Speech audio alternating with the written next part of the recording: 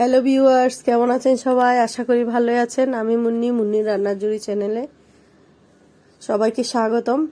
তো আজকে আমি একটি নতুন রেসিপি নিয়ে হাজির হলাম।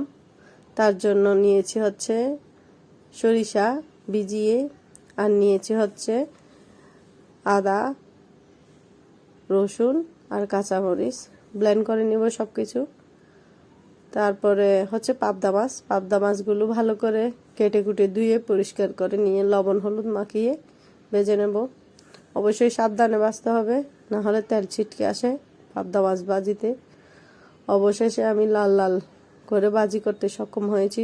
অনেক বাধা দিয়েছিল পাবদা মাছ, বলেছিল আমাকে ভাজা অসম্ভব, কিন্তু আমি সাকসেসফুল। তো এবার এদিকে কতগুলো বেগুন ভেজে নিয়েছি আমি আরেকটা কড়াইয়ে। তারপর দিয়েছি তেল দিয়ে সেখানে পেঁয়াজ দিয়েছি,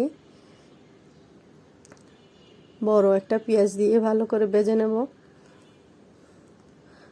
ভাজতে ভাজতে এই পর্যায়ে দিয়ে দেব কালো জিরা 1 চিমটি। আমি মাছগুলোকে ছোট ছোট করে কেটে নিয়েছিলাম, কারণ মাছগুলো ছিল বড় বড়। ভাজার সুবিধার্থে আমি মাছগুলো কেটে নিয়েছি, আপনারা আপনাদের সুবিধা মতো দিয়ে নেবেন। তারপরে এবার ব্লেন্ড করে রাখা সরিষা সহ যেই মশলা ব্লেন্ড করেছি সেগুলো দিয়ে ভালো করে একটু ভেজে নেব। ভেজে নিয়ে এবার গুঁড়া মশলাগুলো অ্যাড করে দেব। আমি এই রান্নায় কোনো হলুদের গুঁড়া ইউজ করিনি।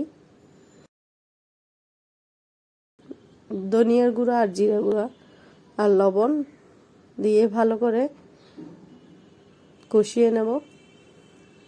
অবশ্যই বলে রাখি, আমি এগুলো কাঁচামরিচ দিয়েই রান্না করেছি।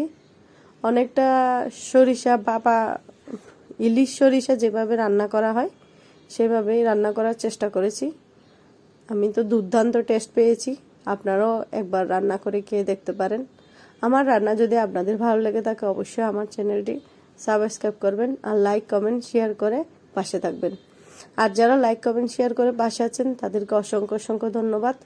তো এবার পরিমাণ মতো পানি দিয়ে ফুটে উঠলেই দিয়ে দিয়েছি মাছ আর বেগুনগুলো। সেগুলো দিয়ে নেড়ে ছেড়ে ঢেকে দিব, কারণ বেগুনের তরকারি একটু ডেকে ডেকে রান্না করতে হয়, না হলে বেগুন অনেকটা চোখ পাকিয়ে দেখে থাকে, এরকম বলে থাকে। সফট যদি বেগুন খেতে চান, একদম সুন্দর মতো সিদ্ধ হবে, তাহলে ঢাকনা দিয়ে আস্তে আস্তে জাল দিয়ে রান্না করবেন। তো দেখুন, এবার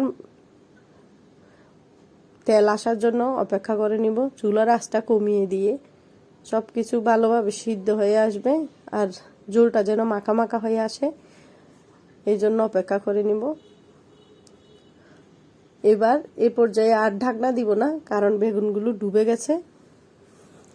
আগে ছোটবেলায় গল্প শুনতাম বেগুন ডুবার জন্য নাকি জল দিত গৃহিণীরা, কিন্তু এখন তো আর মানুষ এতটা বোকা নয় যে বেগুন ডুবার জন্য জল দিবে। আসলে বেগুন ডুবার জন্য ঢাকনা দিয়েই রান্না করতে হয়, তাহলে বেগুনগুলো ডুবে যায় এবং সিদ্ধ হয়ে যায়। না হলে যত জল দিবেন না কেন সেগুলো সিদ্ধ হবে না, ঢাকনা দিতে হবে অবশ্যই। দেখুন আমার